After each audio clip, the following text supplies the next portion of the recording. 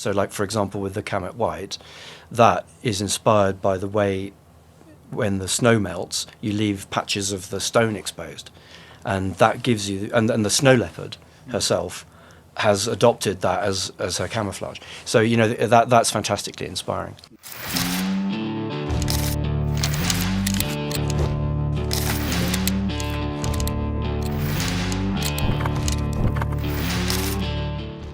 Hi everyone, I'm Adarsh and welcome to the Royal Enfield Ride Pure podcast. We're in the Himalayas today talking about a bike that's built by the Himalayas, the all-new Royal Enfield Himalayan. We've got a very interesting session now with Steve Everitt and Ed Cobb. Steve leads the industrial design at Royal Enfield and Ed manages concept engineering at Royal Enfield. Steve, can you give us a little bit about what you guys do at Royal Enfield? Okay, so when there's a brief for a new bike which is set for us by a project strategy, we dream up how that could be, how we might answer the brief, and working closely with concept engineering, what might be feasible, what we can do. This one was very exciting for us. We had a clean sheet of paper, which is probably not something that has happened before at Royal Enfield, I'm going to say. And we really ran with it. Excellent. A lot of people, listening to this podcast really know what design team does.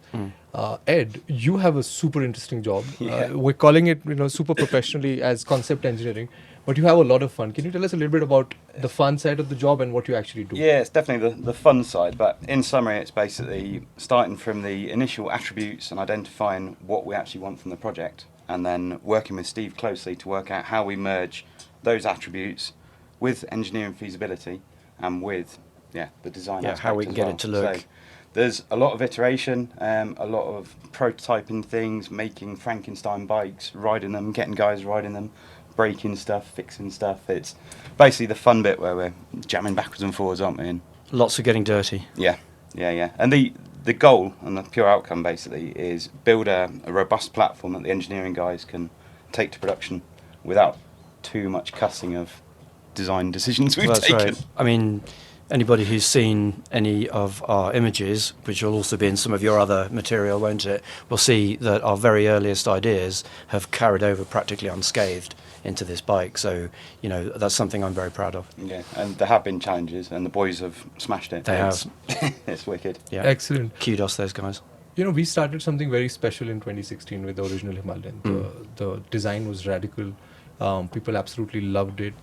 People have bought that bike, started adventuring. I bought one. You bought one. There you go. Started adventuring, going around the world with it, globetrotting and stuff like that. Can you tell us a little bit about how you guys started with the original Himalayan, what the evolution has been like, and what are some of the decisions that you started when you were just sketching for the new Himalayan? Well, the original Himalayan has got a very distinctive silhouette, and that is given by wanting to have good wheel articulation but a very low seat, and it gives it this almost like the mountains themselves profile. So there were a lot of things about that, and also at the time the original one was designed, we were designing a bike that people didn't know they wanted. Now, by the time we came to do this one, there's the appeal of the Himalayan, the original Himalayan, had already been established. And so there's a huge following and a very, very loyal customer base. And what we must not do is throw that away, basically. So anything we did had to be an evolution of the original bike. But we also wanted to vastly improve some of those performance factors, which is what the customers were asking for. So really, the whole design for the bike was driven by how do you keep that low seat, but how do you get really good wheel articulation? How do you get high ground clearance? How do you get an unintimidating bike? Yeah, accessibility. Accessibility, Always exactly. have to be fully accessible, and we've improved. This bike is improved over the original bike, despite the improvements in performance. Yeah. So. And we say that the bike is purpose built to kind of ride in the Himalayas. And if you say what's out there in the Himalayas, there's straight roads.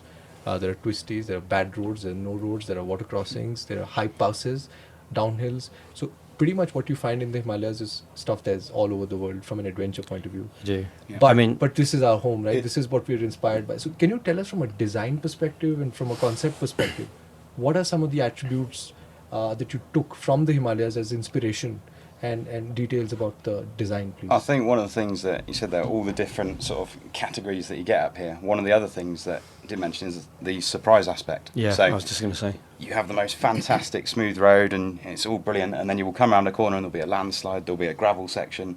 The original bike, one of the best bits about it was the sort of docile nature in surprise situations. So yeah, when you did suddenly come across a water crossing you weren't expecting, gravel you weren't expecting, the bike didn't punish you, it gave you confidence and you knew you could get through. And that was one of the core things we had to get in this bike. Yes, we improved the performance, but we had to keep that docile nature. So I suppose we don't really like using performance because we're trying to increase the capability, so making it better for everyone rather than... Would you agree with something like it's capable but it's not loaded? You know, today out there you see motorcycles that are loaded with gadgetry. Exactly, yeah. It's got what it needs and Nothing more. I mean, and also it doesn't need to. We're not trying to compete. You know, the marvelous thing about the original Himalayan was that it did what no one else was trying to do. Every other bike out there was either based on a motocross platform or something like that. So no one was trying to do this. How do we make a bike that just gets you there? And so this is the bike that just gets you there, but it's a lot more dynamic than it was before. Absolutely. And one of the things about any adventure tourer, you know, it's got a very, very complex task to achieve. It's got to be a road bike on the road. It's got to be an off-road bike off-road, and it's got to be great at touring long distance, etc., to be able to pile on the luggage. So from a design and concept perspective, how did you guys work together and what decisions did you guys take to kind of arrive at this? That was probably the hardest bit, wasn't it? Like you say, it's the broadest range of attributes and the broadest range of riders. You have, you know, small riders that have maybe never been off-road before, all the way up to adventure pros that will, you know, cross the world and do crazy stuff. So during the early days of when we sort of built these character bikes and prototype bikes, one of the things we were keen to do is basically get a huge cross-section of riders. So we had factory riders from the company, which, as you know, were full send. We've had CS Santosh, Chris Northover at that end of the spectrum. And then at the other end, we've invited guys that have never been off-road, and we wanted to see how they would react on the new bike compared to the old bike in those scenarios. And that led to a lot of the decisions. I mean, but form follows function, right? We're trying to get all those attributes. How do you do that? And we started and working very closely with Ben, with the engine team, because obviously that engine was a clean sheet of paper as well. So we could do anything. And some of the things we decided to do was to put the swing-on pivot through the engine, to use the engine as a stress member in the frame. We pushed the airbox away from where you sit. We pushed the silencer and the cat box away from where you sit, essentially massaging all the components around away from the low centre part of the bike into the other parts of the bike, and that to some extent drove the actual architecture. And that architecture, despite having still the very recognisable Himalayan silhouette, which was the thing that we were absolutely clear we must not deviate from, we nevertheless got mass centralisation, we got better ground clearance, we met all our goals, and the bike now it handles in a fashion that is unrecognisable from the original Himalayan, apart from the fact it's still got that very neutral, biddable, unintimidating feel about it. It's just not a bike that you get on and go, ooh, I'm not sure about this. It's just you instantly feel at home. Yeah, and the other thing about adventure bikes as well is, tackling on the end of that is, during this concept phase, the range of accessories on adventure bikes is vast, as we know, in completely different directions as well. So we were sure with this one from the very start that we were thinking about those. We didn't want to design the bike and then clad it with stuff. We wanted to build it up together. So a lot of the decisions about, how we did the racks, how we did the tank and the packaging was all based around thinking ahead. How are we going to have the luggage on it? How are we going to have the rally kit on the back? Yeah, absolutely. So it was all thought of at the same time. The other thing that I wanted to talk to you guys, in particular you, Steve, is that when we see adventure bikes out there, we see motorcycles out there, the color trim and graphics are usually kind of, just one trim and a couple of graphics and maybe two colors at best. We've got like a wide range of colorways across models on our brand. Even the new Himalayan, it's completely inspired by the Himalayas. I can see right from the Kaza brown to the Hyundai black and the Camet white. Can you tell us a little bit about how did you approach color trim and graphic on the all new Himalayan? Yeah. Okay. So I mean, just look at this place. If you can't get inspiration from here, it's incredible. You've got the the amazing variety of the local craft. It's so inspiring.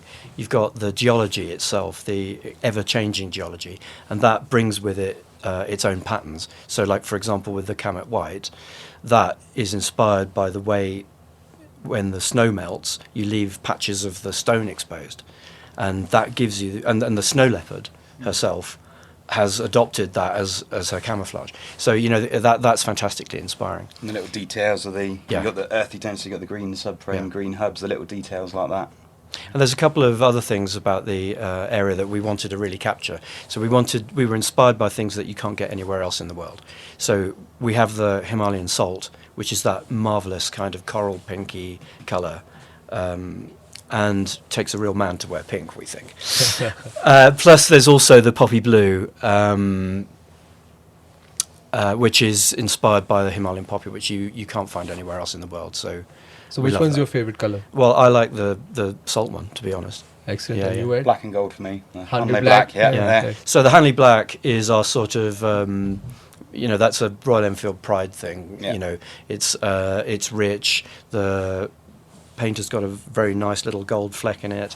And another thing you might not have noticed about the Casa Brown is that has got a little glint, a little mica to it, which is very much like the desert sand. Yeah. When we were riding the other day, I parked by a bank, and I took a photograph for myself, and the bike was like indistinguishable from the background. It was amazing. Excellent. And last question. Yeah. Thank you so much for kind of being here. Sure. What are your plans after this launch?